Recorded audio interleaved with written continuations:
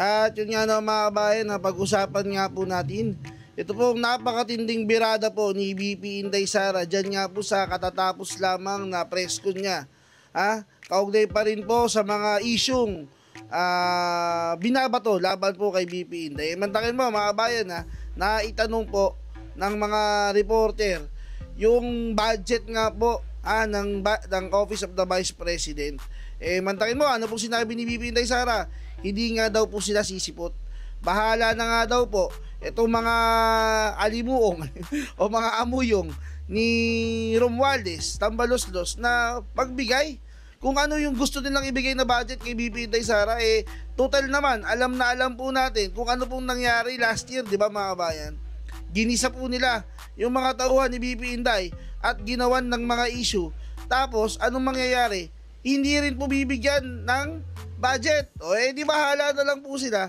Yun nga po ang sabi ni VP Inday, no, mga kabayan, na bahala na lang sila, di ba? Kesa naman pupunta to si VP Inday at yung kanyang mga tauhan at papahiyaid lang ng mga congressman na ito. Diyan mo makikita na napakatalino po talaga ni VP Inday, no, mga kabayan. Hindi niya po hahayaan na yung mga buwaya dyan sa kongreso, basta-basta lamang siyang pahiyain at ang kanyang mga tauhan sa harap ng telebisyon. Ito na nga po mga kabayan, panoorin nga po natin yung kabuuan ng interview ni VP Inday patungkol nga po dyan. Opening remarks? Well, first off, I'd like to thank our friends from the media for your attendance to our Pasidungog 2025, and we are happy to share this occasion with you, with our partners from the government and private sectors and from the civil society organizations. Okay. You have first question, Claude? Yes. Hi, Ma'am. Ma'am, it has been part of the OVP's tradition, sorry. Ma'am, it has been part of the OVP's tradition to recognize the efforts of all sectors in terms of public service. Ma'am, gaano po kahalaga na patuloy nating mapaunlad ang ating pagkikipag-ugnayan sa iba't ibang organisasyon po? Oo, ito yung yearly, ang Pasidungog ay yearly tradition namin sa Office of the Vice President. Nagsimula noong 2023. Dito nagbibigay kami ng report kung ano yung mga accomplishments ng Office of the Vice President para sa isang taon. At dito pinapasalamatan namin ang mga partners namin na galing sa government and sa private sector, kasama na ang mga CSOs at non-government organizations. Dahil hindi namin magagawa lahat ng mga trabaho at kailangan namin gawin para sa serbisyo sa ating mga kababayan kung wala yung mga partners namin. Sorry. VP, in relation to this, ma'am, despite the significant budget cut which affected some of our programs, including the medical assistance program, marami po sa ating mga partners, ma'am, including the healthcare providers, ang nasasabing they are willing to partner again with OVP if given the chance. Ano po yung tugon natin dito, ma'am, na marami po ang willing na tumulong at handang maging kaagapay ng OVP sa pagbibigay po ng serbisyo sa mga Pilipino?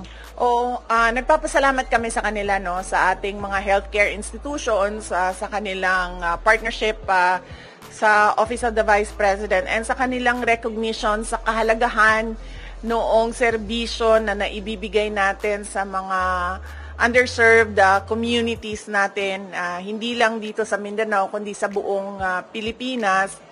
Nakakalungkot lang dahil wala na kasi kaming medical and burial assistance. Ito ay tinanggal. Hindi namin siya malagyan ng budget dahil tinanggal talaga yung line item sa Office of the Vice President nung lumabas yung budget ng Office of the Vice President sa General Appropriations Act. Kaya matitigil yung medical and burial assistance, pero masaya kami dahil nandyan pa rin yung mga healthcare institutions na handa makipag-partnership sa mga susunod na taon kung magkakaroon tayo ng budget. Last po, ma'am. VP, with our strong partnership with various sectors, ano po yung maaasahan ng ating mga kababayan mula po sa tanggapan ng pangalawang Pangulo in the next coming years, especially katuna sa mga GIDA area, ma'am? Oo. Patuloy pa rin ang mga proyekto at programa ng Office of the Vice President. Nawala lang yung medical and burial assistance at nawala yung feeding program natin, ang Pansarap feeding program natin dahil hindi na talaga namin ma-stretch yung budget na inilaan para sa Office of the Vice President. Pero lahat ng ibang pang mga budget, lahat ng iba pang mga proyekto kung nakikita nyo, ay tutuloy pa rin sila. In fact, sa aming 1 million trees na sana ay target ngayong 2028 matapos 1 million. Kung nakikita nyo kanina, approximately nasa 800,000 na tayo. So expectation namin ay matatapos natin ngayong taon ang 1 million trees para sa ating bayan mula sa Office of the Vice President at sa ating mga partners. At ang usapan na lang namin ay itutuloy pa rin namin yung tree planting beyond sa target namin na 1 milyong puno. Next, Thank you. Next question, Katrina Domingo, ABS-CBN. Good morning, good afternoon, VP. Ma'am, magkano po yung hihingi na budget ng OVP sa 2026? And ano po yung flagship programs considering na nawala na yung iba? Sa 2026 budget, submit kami ng proposal na 733 million na pesos. Hindi siya kalayuan doon sa approximately 700 million na ibinigay noong nakaraang taon para sa Office of the Vice President. Hindi siya malayo sa 2025 budget ng Office of the Vice President. Ma'am, follow-up, bakit po hindi kayo nag-propose ng mas mataas na budget? Bakit po virtually retained na lang? Dahil inaasahan ko naman na hindi ibibigay yung budget ng Office of the Vice President dahil nga hindi naman kami kaalyado ng administrasyon. At nakita na natin yon noong nakaraang taon na syempre kung hindi ka sumusunod, hindi ka kaalyado, ay hindi ka mabibigyan ng pondo para sa mga proyekto ng opisina mo. Kaya nagdesisyon ako na kung ano yung budget na ibinigay ngayong taon na ito ay yun din yung budget. Naglagay lang kami ng konti para sa inflation, yun din yung budget para sa susunod na taon dahil ayaw kong napapahiya at pinapahiya yung mga ibang personnel ng Office of the Vice President, lalong-lalo na kapag nandun na sila sa House of Representatives or sa Senate na nakaharap yung ating mga miyembro ng Kongreso. Last follow-up on this topic lang. Ma'am, haharap pa rin po ba kayo sa budget panel given na hindi naman po kayo nang hihingi ng additional funds for next year? Ang Office of the Vice President? Oo. Ako hindi pa kasi hindi naman namin alam kung kailan yung schedule.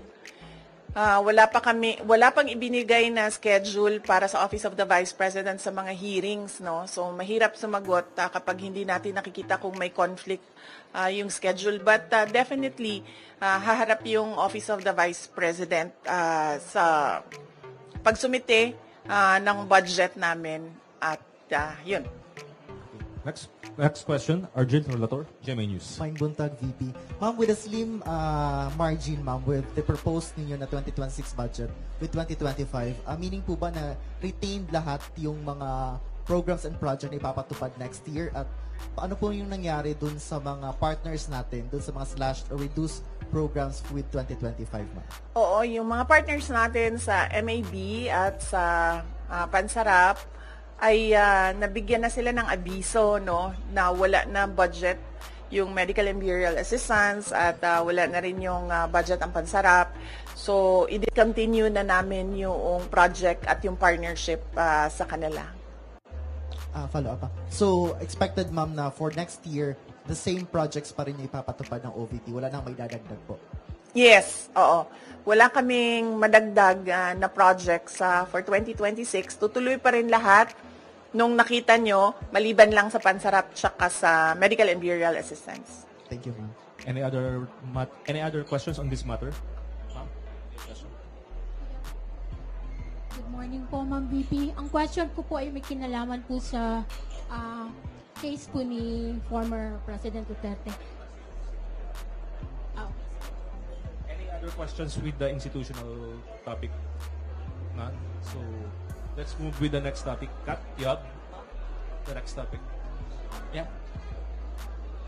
Ma'am, you earlier mentioned in an interview na you are, ma'am, para iterate na lang yung comment nyo regarding the call for some senator judges to inhibit, specifically those daw po na who you endorsed in the 2025 midterm elections. Okay. Hindi kasi tayo pwede magpa-inhibit ng mga tao, ng mga senators, hindi kasi tayo pwede magpa-inhibit ng mga senator judges based on bias. Dahil ang posisyon lang naman ng isang tao is you are for or against. Inday Sara, no? Kung ganun ang ating basehan sa inhibition, ay dapat din natin ipa-inhibit ang mga senators na meron ding bias against Sara Duterte, no? Tulad na lang ni Senator Risa Ontiveros na in a public speech, sinabi niya na kailangan talaga, ano ba term na ginamit? Kailangan burahin or kailangan wasakin, kailangan sirain, gibain ang pamilyang Duterte. So kung ganon, na magpa-inhibit tayo based on bias, ay madaming senators ang ipapa-inhibit for or against Sara Duterte. Kaya sinasabi ko, ibigay na natin yung benefit of a doubt dyan sa ating mga senator judges na gagawin nila ang trabaho nila ng patas according to sa sinumpaan nila as senator judges. Follow-up question, the Makati Business Club and other business groups are urging the Senate to continue your impeachment trial, to convene your impeachment trial. Sabi nila, it will show accountability, it will boost investor confidence. Your response to that call of the business sector? Kahit nandyan o wala yung impeachment, wala na talagang investor confidence dito sa ating bayan. Kung nakikita nyo, bagsak ang foreign direct investment sa ating bayan, no? Kaya wag nila ako gawing rason kung bakit pangit ang takbo ng ating ekonomiya ngayon sa ating bayan. At saka, this is not accountability because impeachment, dalawa lang yung penalties dyan. Removal from office, tsaka perpetual disqualification from government service. Walang penalties dyan dahil walang kaso dyan. Ang impeachment ay removal process ng isang impeachable officers. Kung gusto talaga nila ng accountability, ay mag-file ng mga kaso dyan sa mga korte. Alam naman natin at alam naman nila na yung mga pirma ng mga congressman, unang-una, hindi nila binasa yung articles of impeachment. Pangalawa, marami sa kanila ang tumanggap ng budget o pera kapalit ng kanilang signatures. In fact, madami sa kanila ang umamin na may kapalit yung kanilang pagpirma doon sa articles of impeachment. So if we are to talk about accountability by business groups, dapat questionin din natin kung paano ginawa yung articles of impeachment at paano pinasa yung articles of impeachment papunta doon sa Senado.